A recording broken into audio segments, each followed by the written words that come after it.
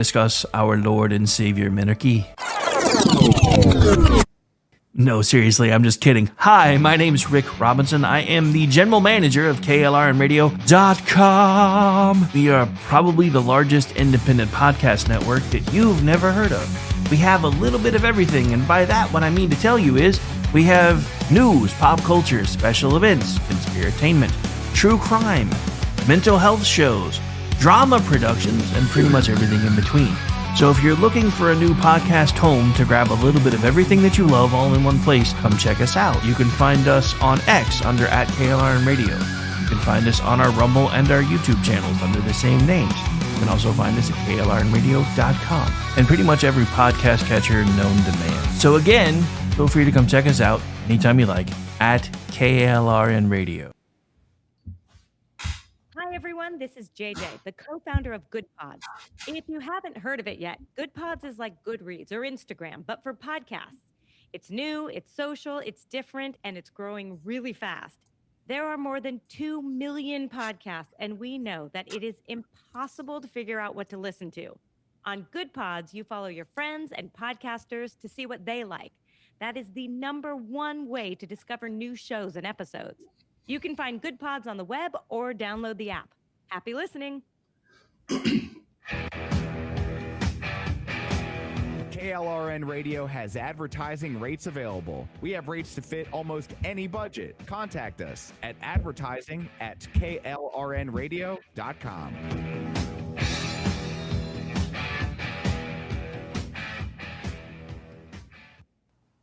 The following program contains coarse language and adult themes. Listener discretion is advised.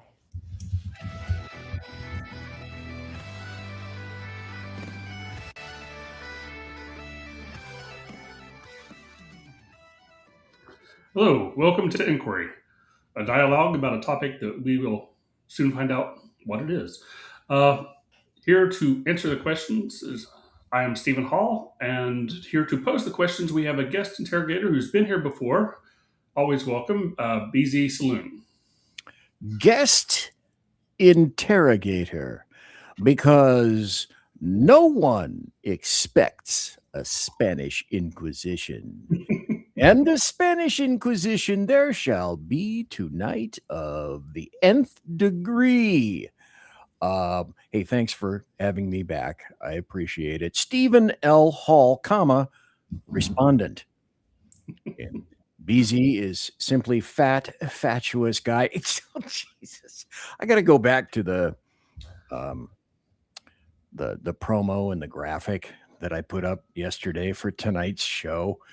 If you guys haven't seen it, You've been promoted to Grand Inquisitor, apparently. I don't know. Okay, you said, okay, how come I look like an angry lawyer instead of, what I am, a mathematician or an economist? And I said, well, that's my inherent lovability, and that's my extremely facile grasp of AI, which really doesn't exist, over which I layered graphics from some other kind of program. And I'm telling you, that's about as extensive as my capabilities are right there. So next time I should have tried mathematician. I will try economist. To be honest, I like customarily with AI. There's no real general image of an economist. There's no standard. So. Listen, I had to pound the living shit out of AI to get it to look that halfway decent. Oh, it can write, it can produce images of fat, ugly reprobates like me, but it's not easy doing the other side. It's not, I'm telling you, you guys know, it's not easy being green. Well, I like the graphic. I thought it was nice. It just wasn't handled appropriately by a guy that actually knows what the hell he's doing. Because if I didn't laugh at myself with my tech capabilities, I don't know. There's really no other alternative for that. The other thing is I want to thank Rick Robinson. Please don't tax the Rick.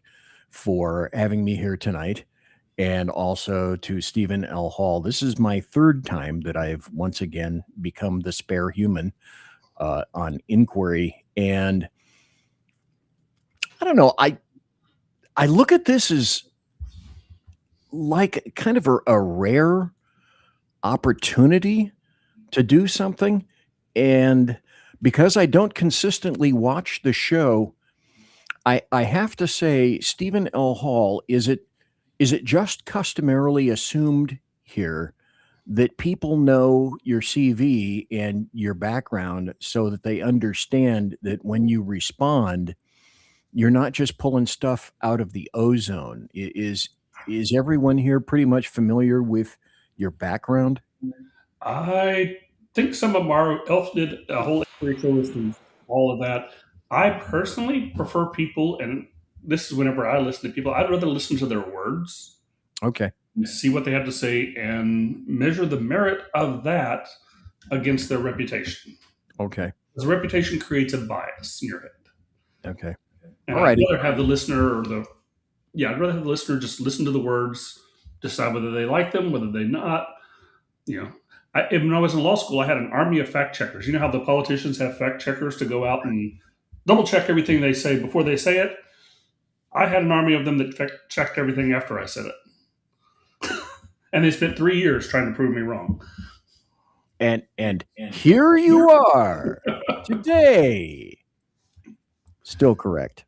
I mean, we had one class, I'd answered too many questions, so I wasn't going to say anything. And she asked, what should the minimum wage be? And I look around the room, not a single person is raising their hand. I'm like, well, I do have an economics degree. I might as well go ahead and answer it. Oh my God. Oh my So God. I was thinking, I proceed to say it should be $0. And I proceed to give a long speech as to why, economically speaking, it's a bad idea to have a minimum wage. And after I get done, 2/3 of the class have their hands up immediately when nobody was wanting to volunteer before. They called on one of my friends and knows says, I don't know what it should be, but it should not be 0. And that was his retort. Okay. Thanks for that highly critical input.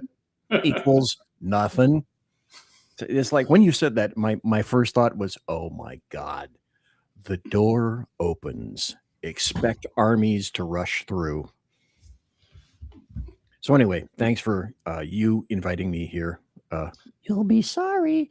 And also for Rick for inviting me here, because I really do enjoy this. It's good, clean fun. And the other thing that I think this provides is What are you doing? following that. Pardon? That was my I think fault. I was getting the next show set up, and I forgot he always plays a holding video, so my bad. Okay. No biggie. I think it's important to do things for a reason. Not just to entertain, but to educate and illuminate and shed some light on issues and topics that, in my estimation, demand some clarity. So having said that, Stephen L. Hall, is that something that you guys normally do? Is you go back and forth with questions of particular relevance in areas, or is the goal simply to see, okay, here's Steve, let's stump him? Well, I don't think that was ever my intention of getting myself stumped. It was, I am much more interested in actually learning things. Bingo. See, that's, yeah. I also realize that most of the things that I get interested in are things that the general audience is not going to care a whit about. So I let somebody else choose the topic so that we can discuss something which other people may find more interesting. Well, see, that's what I pull out of this after looking at some of the shows being on twice before. I mean, this is, as far as I'm concerned, like a golden opportunity for me to do precisely that. And I think I'd be remiss if I didn't try to hone in on this opportunity. So provided by KLRN Rick Robinson. And I say, remember, don't tax the Rick, folks, and Stephen L. Hall. So with that, I'd like to begin by posing this overarching question to the generous Stephen L. Hall. and then going from there, seeing where it leads, because I'll be the first to admit this is a question I can't answer. But with a major caveat being, kids, don't ask this at home. So let's start at the start.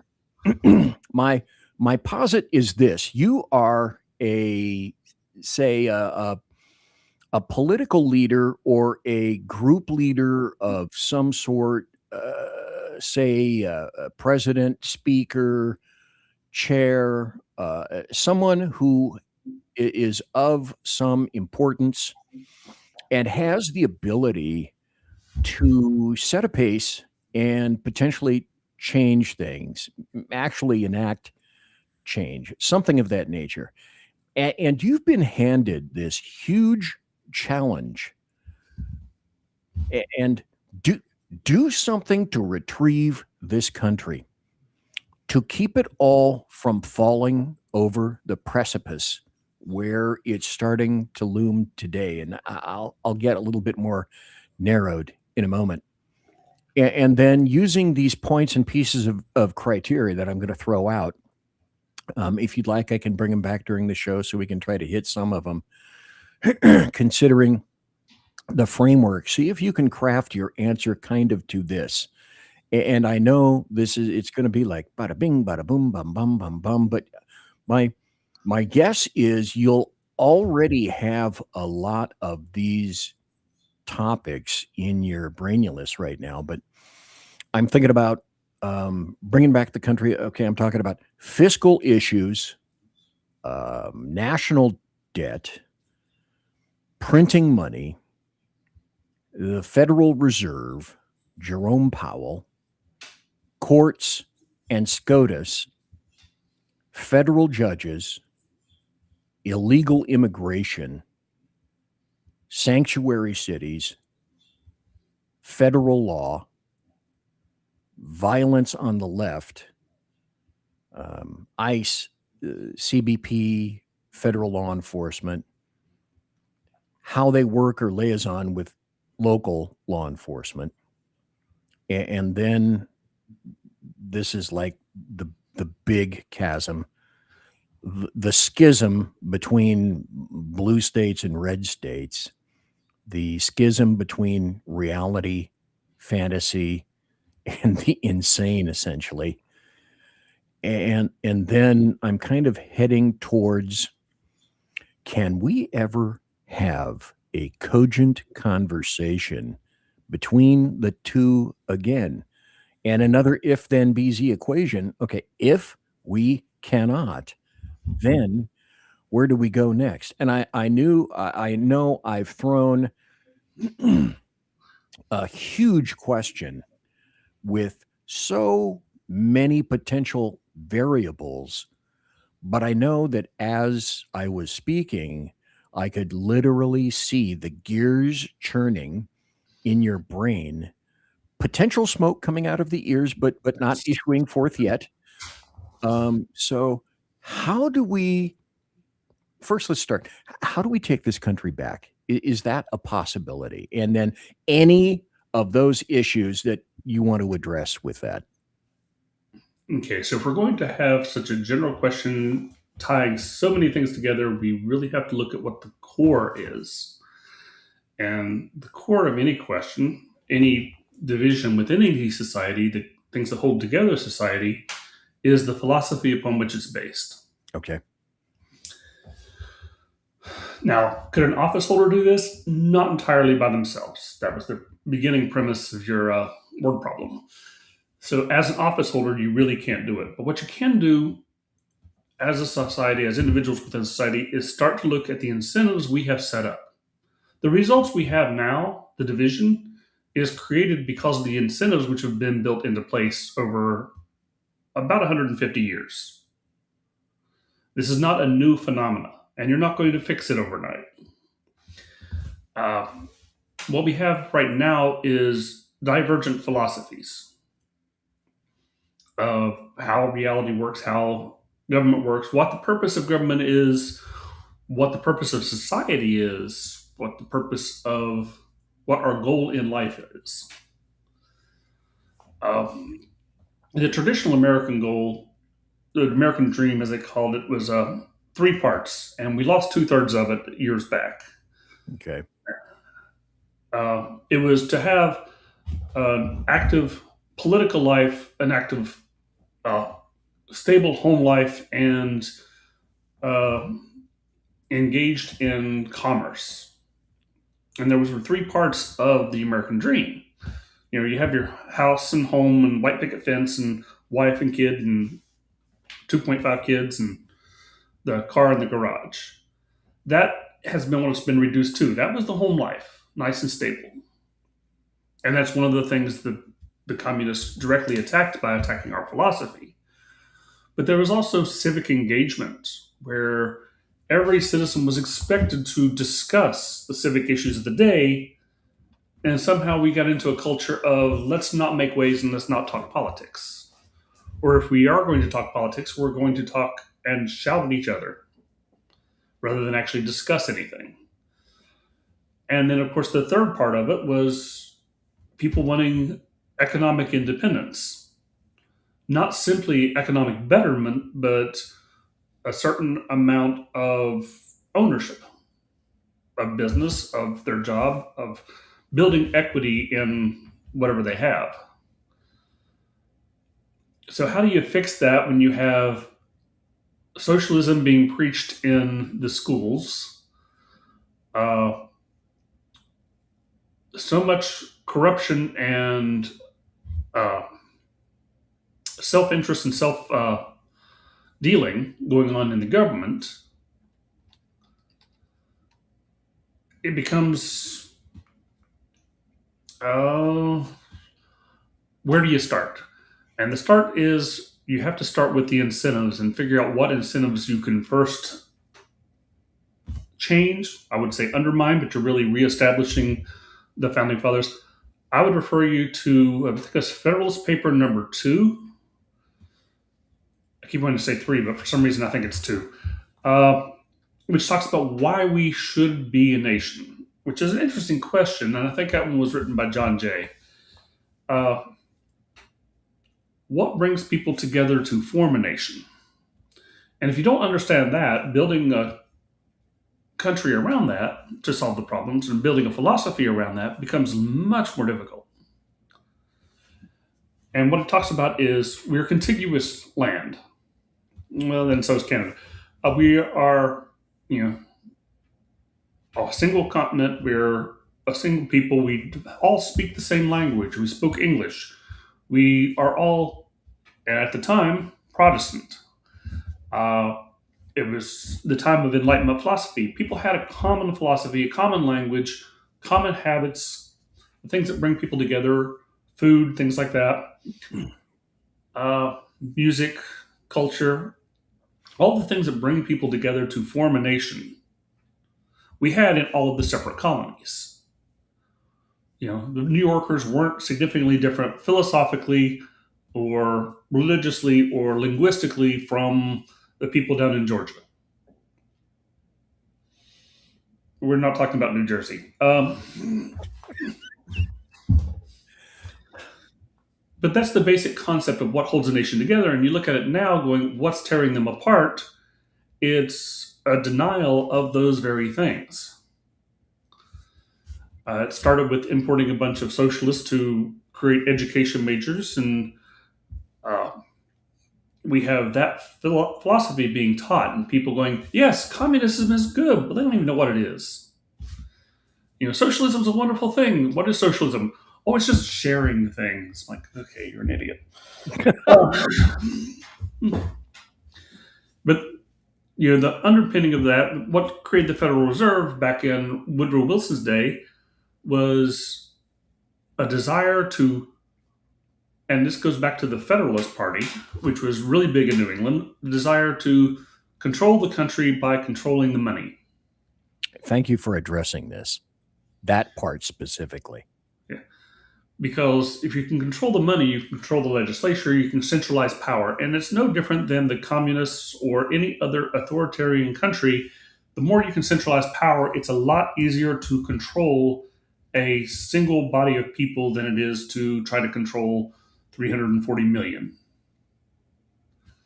It's a lot easier to control 536. And I say 536 because you got to include the president there. Maybe 545 if you throw the Supreme Court in there. Okay. But one of the things you have to do that is you have to change and undermine the philosophy upon which the country is built. The 17th Amendment, which finally somebody has put forth, and I don't think it'll go anywhere, but I'd love to see it happen, to repeal the 17th Amendment, which restores the balance of power. And most people are familiar with the separation of powers, but they're not real familiar with the balance of power, which was the people and the states could combine to take down the federal government and keep it from growing and keep it from becoming too powerful and too centralized. And it was only by sneaking in the 17th Amendment, by not teaching people what the purpose of it was, that you started a generation later under Roosevelt of having that consolidation where the power got centralized. People want to blame it on the 16th Amendment with the income tax. That just funds it. It doesn't change the philosophy. So one of the things we would have to do if we're going to unite is reduce the central government, reduce the scope of government everywhere. You look at what happened in Virginia, and they've gone from one of the lowest income taxes or lowest state taxes in the country. Oh my God. To overnight wanting to be the highest. Now, what does that tell you about their philosophy? Are they just taxing because they want to tax? I mean, it's real easy to dismiss them as that, but no, it's because they think that a prosperous society comes from government control. And that's the philosophy you're fighting against. We can provide you with things as long as we take it from these other people. Until, in the words of Margaret Thatcher, eventually, the problem with socialism is eventually you run out of other people's money. Correct. And to put it in more economic terms, that came out about, I'd say about 5 or 6 months ago, a news story that said the employment in West Virginia had gone down 6,000 or 5,000 jobs. And I said, okay, let's look at that. They had lost 6,000 government jobs. They gained 1,000 jobs in the private sector. I'm like, okay, they're looking at this wrong. Yeah. A government job is on the balance sheet of the economy an expense. The government doesn't produce anything. Government jobs are an expense. The private sector jobs, where you collect your taxes, is an asset from the state's perspective. So reducing your cost, increasing your revenues, both of those are good news. But they're bemoaning that we had lost 5,000 jobs. It's terrible for the economy. And I'm sitting here going, no, that's exactly the direction you want to be going on both sides of that. You want to reduce your costs. You want to increase your revenues as a state. But the perspective of the people you're in Congress with, in society with, view that as a loss because all jobs are equal. All residents are equal. It doesn't matter where they originate from. Now, how do you change that? You don't change that by preaching them the same things you've been doing for the last 100 years. The way you get rid of the debt is you get rid of the incentive to spend money. And what do I mean by that? Have you ever read my pinned comment on my Twitter account? If I'm not mistaken, you address a potential constitutional amendment. Am I getting there properly? Yes. It is one I propose, and I think would cure a lot of the problems in the United States has, but not quickly. It would do it over a long period of time because it changes the incentives. I think it was Thomas Jefferson who said, or no, maybe it was Alexis de Tocqueville. I got that one wrong. Alexis de Tocqueville said that this experiment in democracy that's in America is only going to last until they figure out a way to write themselves a check, until they give themselves money through the system. And that's kind of what they've done. That's exactly what they've done. It's Niccolo Machiavelli said, do not give away money to win political support. Or if you're going to give away money to win political support, make sure it's not your own money. The axiom of DC today. Well, that's what they've done, is they've expanded the scope of government to the point where they can borrow money from the taxpayer to buy the taxpayer's votes by enacting programs which were never authorized by the Constitution. Almost all social spending, I've done this numerous times, and all you get are blank stares and people trying to avoid the topic and change the subject real quick, is where is the constitutional authority for any social spending? Welfare, Social Security, any type of social spending, as they call it, social safety net, as they like to call it. Where is the constitutional authority granting the federal government that power? It's on page 1222 in terms of it hasn't, three-page document, yes. It hasn't been written yet. And it's that expansive power that really is the problem. Because most of the people in this country no longer understand the Constitution as a document of empowering document that limits the authority of government. And once you get into a Thomas Hobbes view of government, that government should have absolute power to avoid what he called the state of war between individuals, then nothing holds you back if you think government power should be unlimited. Well, and yet we also, I keep going back to this. We had Ruth Bader Ginsburg, who said I don't remember to which company or country she was addressing this, that if I were you, whoever was talking to her, a representative of country X, I would not look to the U.S. Constitution. I would create your own, and reading between the lines, it's saying, don't limit government. Mm-hmm. Limit the people, but don't limit government. There's the problem. There's the turd in the punch bowl right there, is our originators, our founding documents. From a SCOTUS jurist, thanks.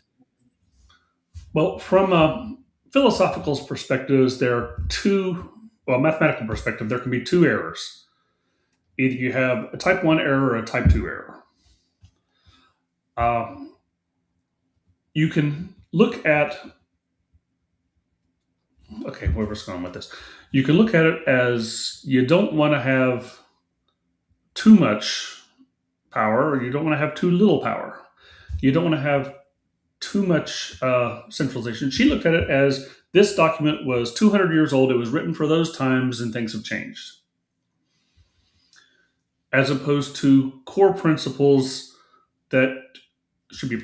You don't never look at the founding fathers as if they were absolute geniuses who never made a mistake, because that's a type 1 error. Your type 2 error is they were 200 years ago, they were clueless, and they don't know anything about the modern world. Which is why they wrote in principle and not in specifics. And, you don't give them too much credit, you don't give them too little credit. You try to understand what they were aiming at. Then you have some kind of a clue. And she's looking at it from the perspective of, that was 200 some years ago. That doesn't apply to the modern world. Everything has changed so much. We just need to redo it. Well, should it be a living document then? Well, it should be a principled document. In other words, it should be as little changing as possible. And one of my favorite quotes is from Federalist Paper number 62. Should have it here. This one says, it will avail the public nothing to know that laws are made by people of their own free election, if those laws be so voluminous that nobody may know what the law is, or so subject to frequent change that a man who knows what the law is today may not know what it will be tomorrow, because that cannot be law which is little understood and seldom fixed. And that was arguing why the Senate should be 6 years instead of 2 years, or like the House, or 4 years like the presidency. Okay. Was to add that level of constancy. It's going to change over time, but you don't want to change it too fast, because then you get a mob rules. And the idea at the time was everybody should know what the law is. It should never be so complicated that people aren't sure. And once you start getting into a code of law system, it's paragraph 4, section 3, subsection 2 says this word right here means that your pool in your backyard is in violation. The more laws you have, the more you can find something somebody has done wrong, as opposed to a general principle, which is the basis of common law. The basis of common law is that everybody should have a general idea what the law is, and you're applying any individual circumstances to these abstract general principles, not this statutory regulation of subsection 5BC or B1C. One of the biggest mistakes I think we've made in law is allowing legislatures to define words.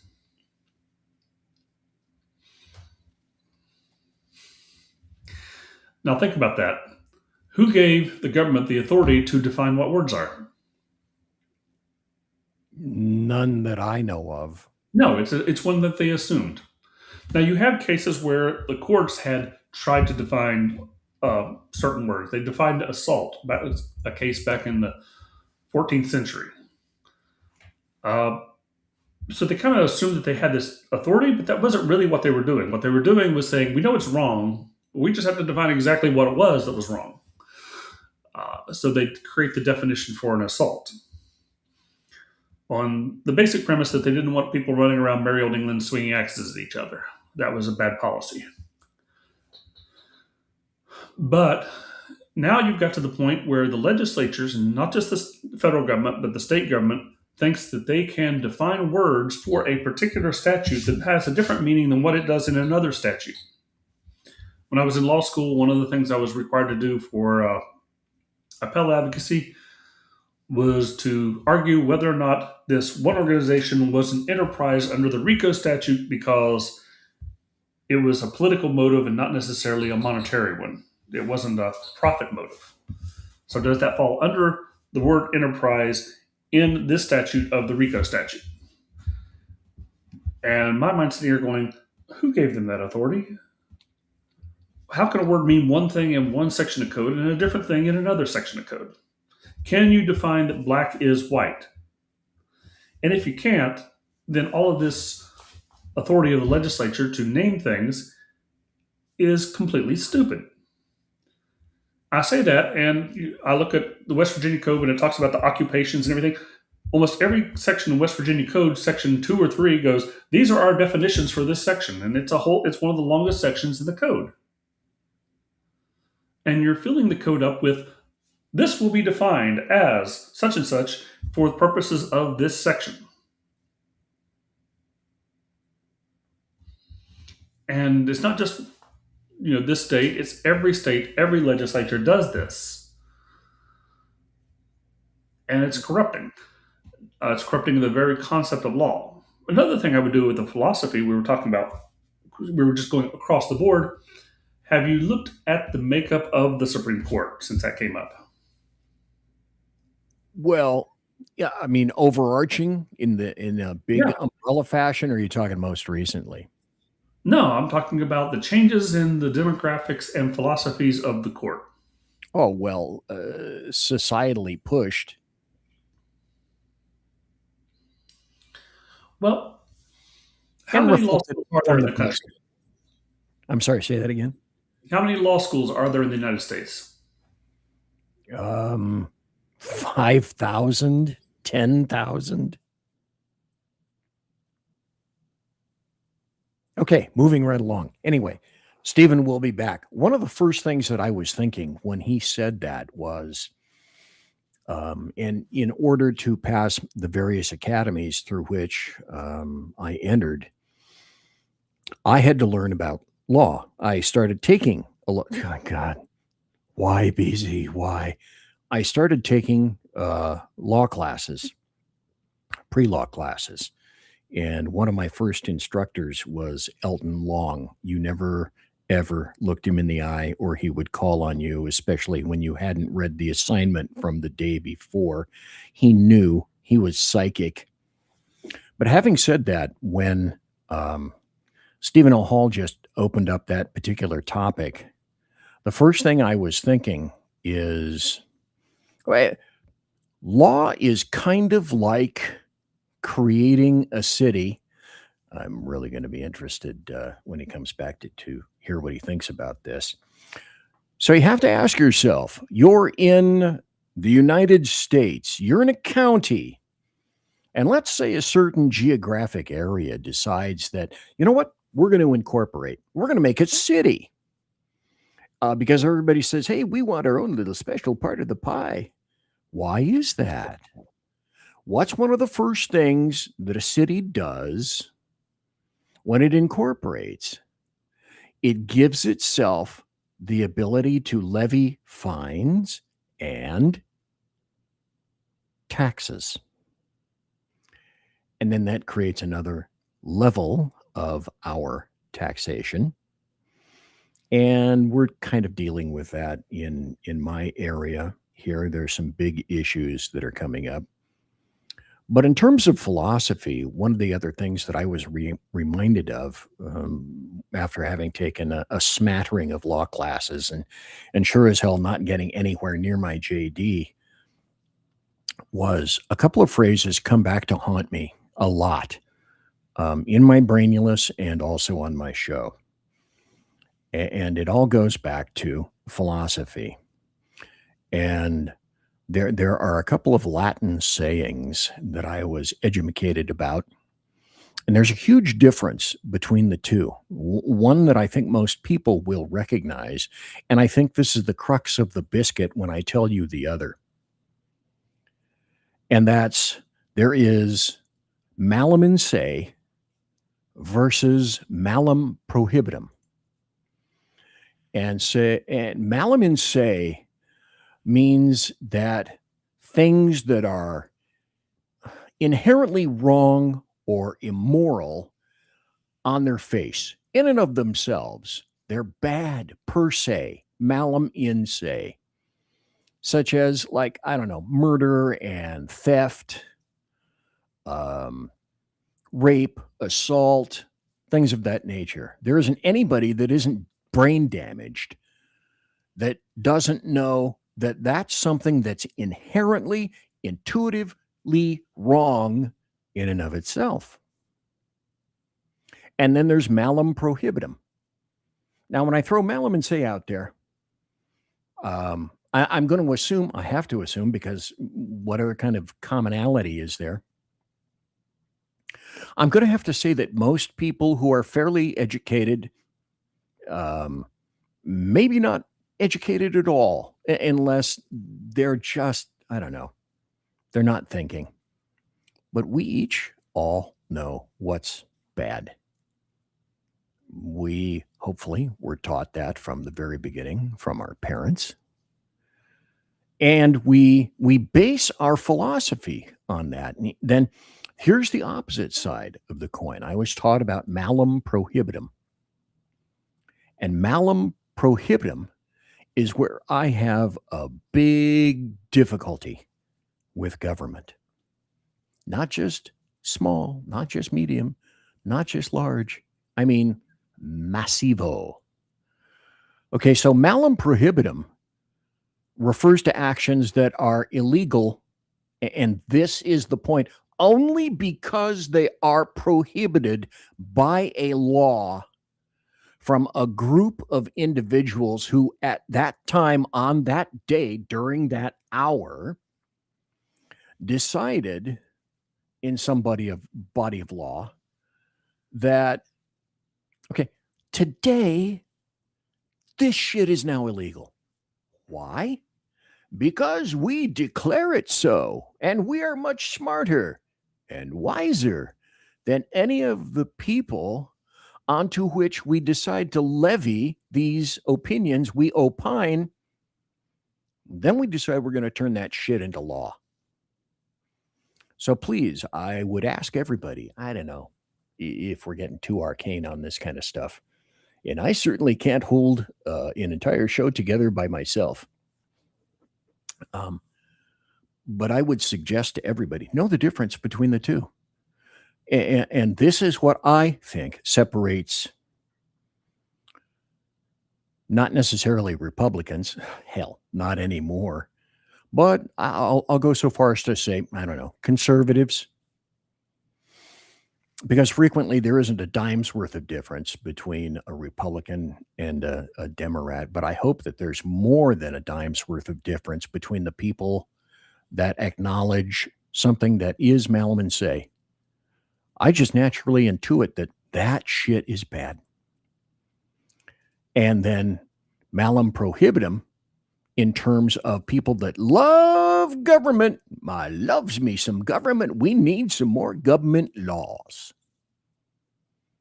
Yeah, but the people unto which these laws are applied, what do they think? Well, we don't care. We make the laws. We make the rules because we're smarter than you are. And that is, I think, quite the distinction between the two cohorts of individuals today. And that's a huge problem. And I think that's the chasm that I was originally talking about is there is, we all know, if we're thinking individuals, there is a massive schism between blue states and red states. And that was part and parcel of coming here tonight. And we all know that there is a massive schism between, I don't know any way how to pose this other than the schism between reality, that's the life in which you and I live, as distinguished between fantasy and anymore the insane. And the sad fact is that the insane are creating more of the insane. I'm going to be doing a show tomorrow, and I'm going to be talking about some of the new recently discovered, we're starting to see some liberation now. The AMA and the ASPS have come together and said, wait, maybe we're harming people, kids, by butchering them for something that's trendy. Mom, an insane white chick, had a son. She didn't have a daughter, so I've got a great idea. Why don't I just create my own daughter? And I'll take my son in, and, his brain is like a sponge. Basically, I know this because I'm the adult here. Yeah, Stephen L. Hall said, yes, they lost the lawsuit to a transitioner for $2 million. Bingo. Wait a minute. Where's my bell? Bingo. And so someone who is as philosophically demented and corrupt as some of the people that we're watching live on TV and in social media, that's the schism I'm talking about. How can you ever come to a point where you can begin to even reconcile the differences between the two. And Stephen L. Hall mentioned this in the very first few minutes of the half hour, which is, if we don't have commonalities between ourselves, then how can we possibly get this experiment, this grand experiment, especially 2026? We're going to be celebrating our 250th anniversary of the creation of this grand experiment this year. How do I know it? I have the hat. Wait, no, I have two hats. So I look at the hats and I go, oh yeah, 250, there it is right there. I'll wear it during my podcast. Only then am I reminded. But ask yourself, if we no longer have these commonalities, then how can we speak to each other? BZ, it has you listed as something that I can't read. Can you bring me in? No, I cannot bring you in. I am not running this show. I am not doing the production. So I apologize. Rick is producing this. I can just speak. I can't even have my face on because I'm that stupid. But if we don't have, as Stephen L. Hall said, if we don't have these basic fundamental commonalities to share between ourselves, then how can we survive our 250th? Then you have to sit back and say, some of you should at least be thinking, well, fuck me. 250 years, and we're already watching this nation begin to fall apart? Because if there are certain fundamentals that we cannot agree upon, where do we go? And it's like the question that I originally posed in the first half hour. The schism between blue states and red states, the schism between people who don't even live in reality, and the insane, the mental, chemical, and physical butchery of children, 6, 7. How do you reconcile that? That's insane. And we're fighting that every fight, every day, every hour. But the bigger overarching question is, okay, another BZ if then equation. If we can't ever have a conversation between the two, sides, areas, again, where do we go? Where do we go next? I'm going to mention this from a guy that I fundamentally do not like. And I do not like him because I happen to know two of the producers that he blew through on his show. And that's a guy by the name of Michael Savage. Now, Michael Savage, I'm probably not talking out of school at all, is an asshole. He's moderated himself in his assholishness over the past year or two, but only because he lost his radio show in San Francisco. And that's where he's been living for quite some time. And that's where he and his dog Teddy, who recently passed away, sorry for Teddy, that's where he lives. And he's a doctor of, I don't remember what, plants, something like that. He's not a medical doctor or a psychologist or anything like that. There's the message. Marshall McLuhan wrote, "The medium is the message." And Michael Savage has a great message, but he's one of the worst, shittiest messengers in all of broadcasting. Because he can't keep a producer because he treats them like crap, like serfs, like proles, like servants, like groundlings. And so he's got a great message, but he's not a good messenger. And a long time ago in a galaxy far, far away, when I was in training, and I had to do succession planning in EVOC, the Emergency Vehicle Operations course, which was driving for cops. And we also taught firefighters in apparatus, and we also had a motor school. And one of the things when I was looking for in there was, I want a good messenger.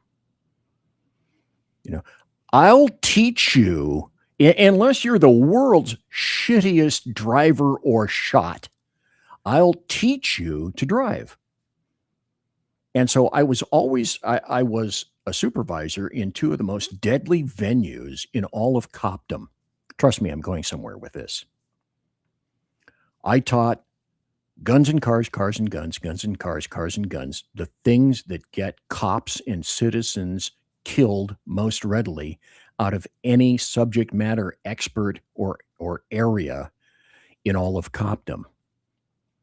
And I said, for the people in my driving course, and I said for the people that worked for me when I was range master, I said, unless you're the world's worst driver or unless you're the world's worst shot, I want you to stand up and give a presentation to me in front of myself and other instructors, and I want to see how you teach.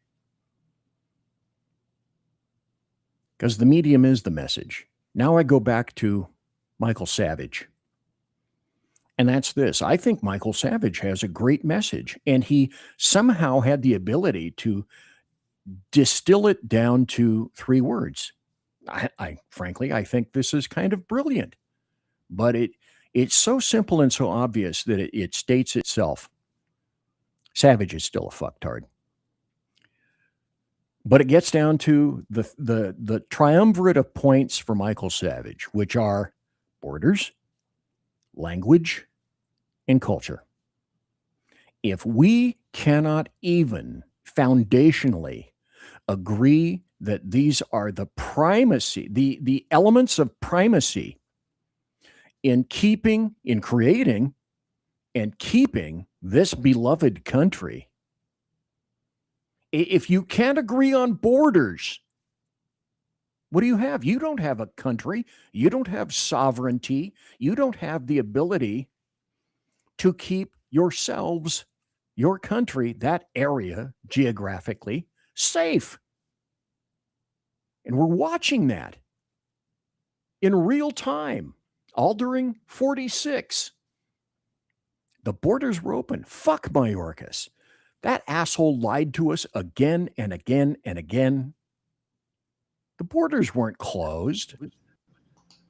We had, I posit, 20 million to potentially 30 million illegals come in here. So, okay, Stephen L. Hall is back. I submit borders, language, culture. And I'm agreeing with you completely. If we cannot share those commonalities, what the hell do we have? Well, thank you for welcoming me back. I have no idea how I ended up off of this. Where were we? What I was getting at, though, is we talked about the divisions, and in sociology, you call it something called groupthink. As I pointed out in the chat section, we were getting to there are 134 different law schools across the country. Oh, so boy, did I overestimate. Yeah. Oh, shit. But more importantly, why are 8 of our 9 justices from only 2 of those? Really? There is an incredible lack of intellectual diversity on the Supreme Court.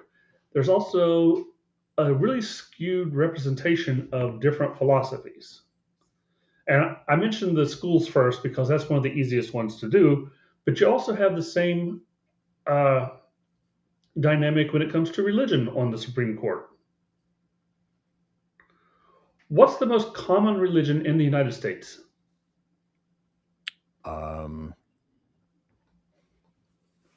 My first thought was Catholicism, but no. I'm gonna go Christianity. Oh my God, yeah. You're not going to tell me Islam. Please don't tell me Islam. I would not do such a thing. Most people are religious in America. of those who are religious, Catholics only make up about 20%. That was one of the reasons why they hesitated to bring the Irish and the Italians in. Oh, okay. You get to Southern Europe, you start getting more Catholic, and we just broke away from England, and we didn't want that overhanging thing over the pontiff. And there's always the big question when Kennedy was running: do they respond to the Pope or do they follow the Constitution? Yeah. Okay. And that was one of the big controversies of could we elect a Catholic as president? Could he uphold his oath to support the Constitution if the Pope told him otherwise? Popes right then weren't being terribly political, but they have been in the past, and we have one right now saying, condemning our border security, even though Vatican has its own laws. I don't see them taking in a lot of refugees in the Vatican. Yeah, imagine that. And they're legally a country. But in a country where somewhere around 60 to 70% of the people who are religious, in a country where most people are religious, they're all Protestants. And traditionally, in this country's history, the Supreme Court has been Protestant. Okay. And religion is how most people absorb their philosophy. Just like in law school, you're absorbing your legal philosophy. So the same thing that has us, Yale and Harvard, being the main representation of 90% of the Supreme Court, 88.8888% approximately. But who's 8 out of 9. You have 8 out of 9 of the justices on the Supreme Court are either Catholic or Jewish. You have one Protestant in a nation which is majority Protestant. And if you don't think that affects their decisions, then you're not paying any attention. And they're all from Harvard and Yale. And when I say that, people are like, oh no, you're saying about Jewish people. No, I'm saying they have a religion which expresses a different philosophy. Not that their opinion can't be valued, but why almost 90% of our Supreme Court is represented by that? Why is almost 90% of our Supreme Court represented by Ivy League, New England philosophy? Well, facts are facts. If you're quoting facts, then okay, it's a fact. Hey, one thing I want to point out here. One thing I want to point out before we go. I used to have this guy on the show named, he was called the Underground Professor. He was Dr. Michael Jones. He was a con law professor. And he said the biggest difference, and I'd really like to get your input on this. He said the biggest difference between the time that he took con law and between the time that he taught it, as opposed to how others in many other schools teach it, he said, now they just go into the law itself, but they completely, and I believe intentionally, avoid the history of the Constitution, how and why it came to be, and that's just kicked to the curb now. Well, I'd say that's absolutely correct. I experienced that not in con law, but in the civil procedures. We have one class talking about the history of the case law and the philosophy behind the civil procedure, and another one about the practical day-to-day how-to. And I think you needed the general philosophical part first before you could really understand why the how-to was, it's less important. It's, yeah, you need to have keep your page limit and keep your spacing and keep your font correct and know where to file, but you really need to know the Lake Erie Doctrine as to when federal law comes in and when state law comes in. The same thing with the Constitution. If you don't know where these phrases come from, then you lose a vast majority of the meaning, such as the Establishment Clause in the very First Amendment. We were just talking about religion. Why was that important? Because the head of the Anglican Church is who?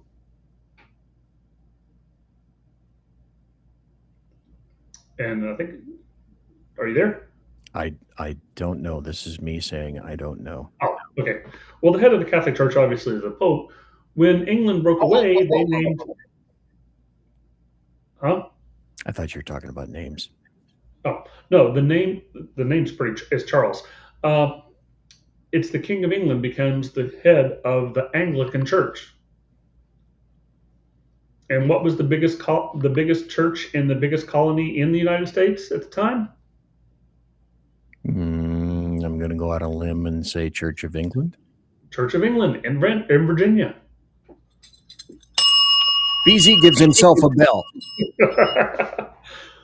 So the establishment meant you couldn't have an official state religion because we didn't want to get in a situation like England was in when they created the Anglican Church of being beholden to a foreign power.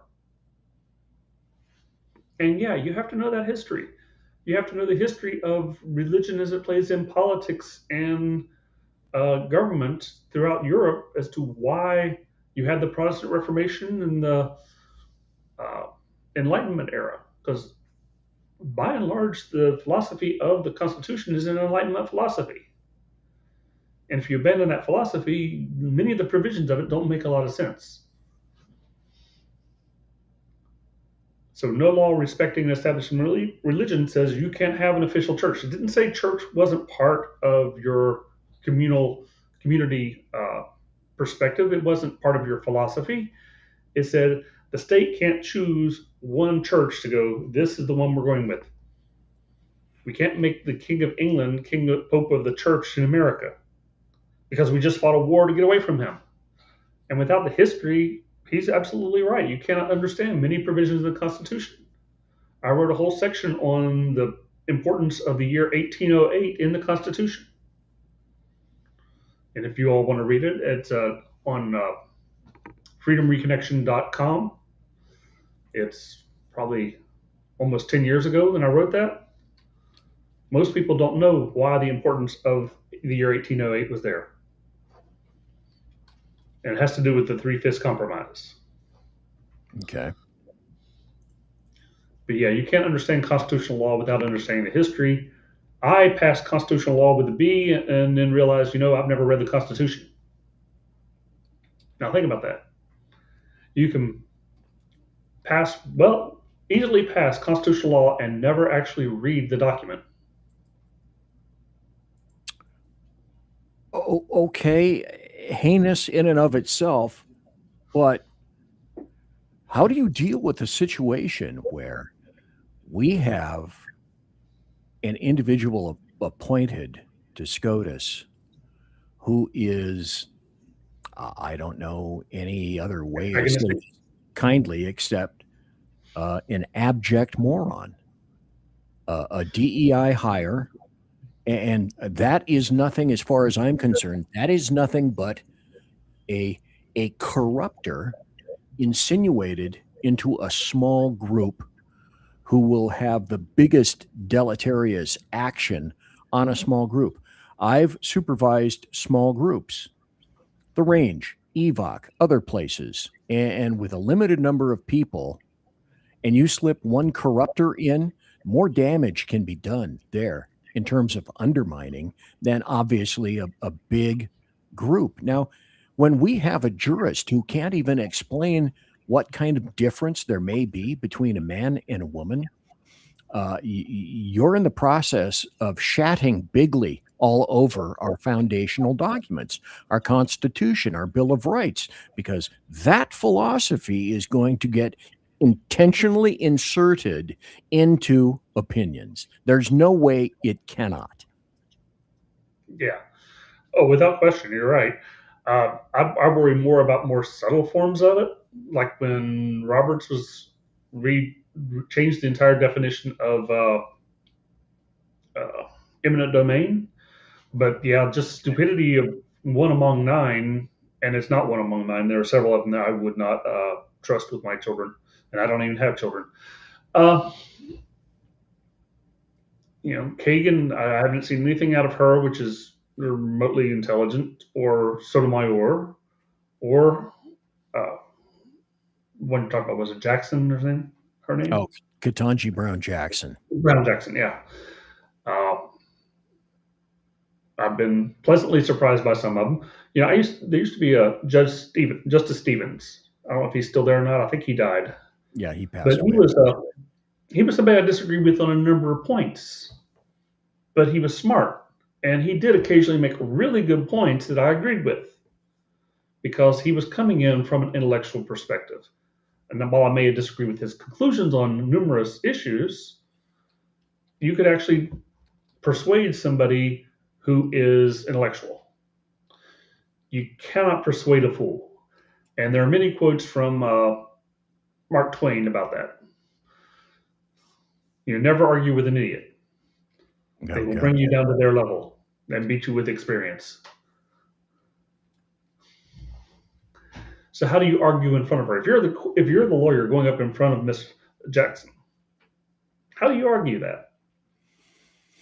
I mean, you can just dismiss her vote, but then you're going to have a bunch of judges going, well, why are you ignoring her? Yeah. Why aren't you giving due consideration to her question? She's one of us. And you get that club mentality of they're one of us. It doesn't matter if they're an idiot. They're in the highest court of the land. And that's how that corruption you're talking about would come out, is just personal resentments and personal relationships. And people will cave on their philosophy out of personal reasons, which is something really odd. When they first started the Supreme Court, they didn't even meet to discuss cases. They would each write their own opinion in their own hometown and mail them in, and whichever one was the majority, it would win. It was, I think, the second Chief Justice who decided maybe we should meet, have a glass of sherry, and discuss these cases.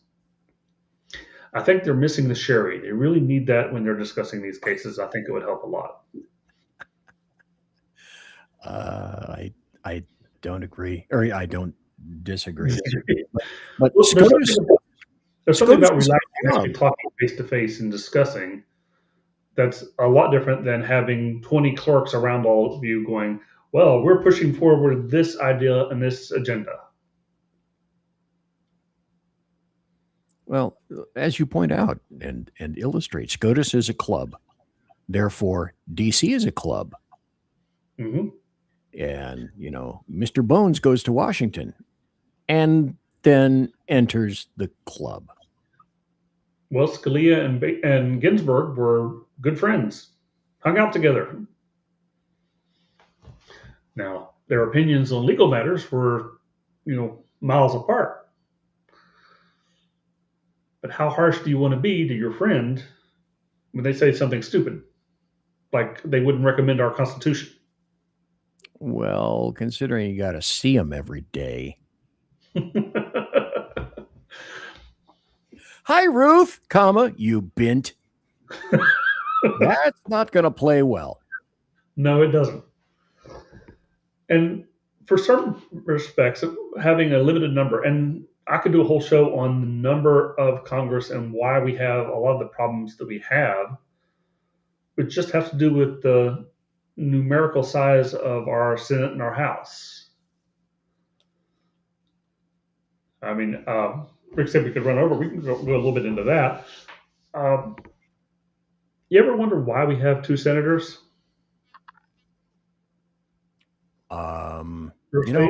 I'll tell you what. I have said that I want you back here. I want you into the show. And while you were talking, would it surprise you to know that I was writing down, why do we have problems in Congress? And then I just made a show note. Hey, wouldn't that be a great topic, TOPIC, to ask Steve on a show? So I'm going to have you on my show, and we can talk, if you wish, just about that. We can do that. We can do that. I think you're scheduled to be back here 2 weeks from now, so we can do it then. Oh, okay. All right. Didn't know. But well, somehow I'm trying to fill this in because Elf just kind of disappeared on me, and I've got somebody to cover next month. I was kind of going to do this. Then I still got to find somebody for April and May, but we're working on that. Okay. All righty. But the commonality link that you spoke about in the first hour isn't just nice. It's critical, and particularly in lieu of, as I mentioned earlier, trying to cope with this on our 250th anniversary. It shatters the brain. Well, most countries don't last that long before they go through a major upheaval. Usually, it's 2 to 500 years. Well, here we are past the 200. I guess we should hold up our arms and say, winna, winna, chicken dinner. Yeah, but are we going to make it to the 500 mark? It's not looking like it. I have my doubts. But we've had the best chance of any country in the history of the world to do so. But what happened to the Roman Republic was it turned into the Roman Empire and it became a different country. I worry that the United States may follow that path. There are so many similarities between Rome and the United States, philosophically speaking, starting as a republic, trying to limit the power of the people in charge. You blew my wheelhouse just by saying that recently in the past minute or so. And it made me think of an article that I read, I don't know, probably at least 10 or 15 years ago. I just now found it. And I'd like to present these to you and have you tell me where you think we are on this spectrum. The article is called "The 8 Stages of the Rise and Fall of Civilizations." You've probably read this before. Who wrote this? 2016 by Charles Pope. I've heard of it, but I haven't actually read it. And I have heard of it. Essentially, his premise was, for those of us who love our country and our culture, this pain is real. And sociologists and anthropologists have described the stages of the rise and fall of the world's great civilization. So he lists 8, and I'm going to go over them, not in any detail, but just the bullet point of what he thinks they are. And so the first one, from bondage to spiritual growth. The second, from spiritual growth to great courage. The third is from courage to liberty. The fourth, from liberty to abundance. Fifth, from abundance to complacency. 6, from complacency to apathy. 7, from apathy to dependence. 8, from dependence back to bondage. Having heard one of that, is there any place that you happen to think that we currently inhabit right now? 7 moving towards 8. Okay, 7 was apathy to dependence, and 8 from dependence back to bondage. Period. Mm-hmm. Okay, boys and girls. Well, think about it. I mean, right now you have people who are protesting about things that they are too lazy and apathetic to actually find out what's really going on. Well, hell, you've got people that are spending $700 a week on Grubhub because they're too lazy to get their asses out and get their own food. Mm-hmm. And think they have a right to a universal wage just so they can exist. If that isn't apathy, I don't know what is. No, absolutely. And I kind of sort of knew where you were going to go on this. I brought it up because it just popped into my head, and I would have to concur. 7 from, and we are far down on that scale. From apathy to dependence. The final is from dependence back to bondage. And then eventually it will cycle back to number 1, which is from bondage to spiritual growth. We break out. But I guess we got to come. We got to come. It's the collapse that causes people to break out, because at a certain point in time, you really can't go any further. I mean, you're seeing that right now in Iran, where they're cutting off, not because intentionally cutting it off, but they're having lack of water, lack of food, because their infrastructure is falling apart. So their suppression can only go so far. Their bondage can only go so far, to use the terms of what you're referring to. Bondage can't keep people in there if you can't feed them. So what you're saying is essentially we're watching a slightly older Venezuela repeat Venezuela all over Mhm. again. You know, it's like Exactly. hashtag because why not? Well, I mean, like I said, you cannot maintain an autocratic order of command if people are not invested enough in the society to protect their own lives. At a certain point in time, you got nothing to lose. The problem Well, is that's a lot of degradation to get to that point for most people. Most people are happy with breads and circuses to keep things going as long as they can. well, turn on the average TV. I always go back to Santayana, and I'm going to probably brutalize this quote, but it's something like those who don't learn history are doomed to repeat it. And to me, it seems as though civilizations continuously prove this.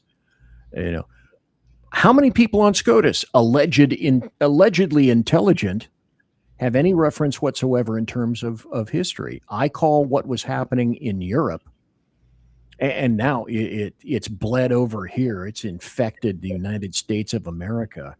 I called what they did historical Alzheimer's. They forgot their history, and we are forgetting our history. And I don't know if you got to go, but I'm going to have to in the next few minutes. Well, let me address this not as a question per se, but as sort of a bullet point for you to address. Um, I think this is all intentional. It's not just happenstance. It's not coinky dink. I think it's intentional. Oh, without question. The problem is, I think it's intentional with no real long-term perspective on where it's going to lead, wherever they think it is. They're just seeking their own personal little fiefdom, their own personal little power, without a concept of what it's going to be like later. It's kind of the old Dante thing. It's better to rule in hell than to serve in heaven. Well, didn't Sun Tzu say something similar to that in terms of Yeah.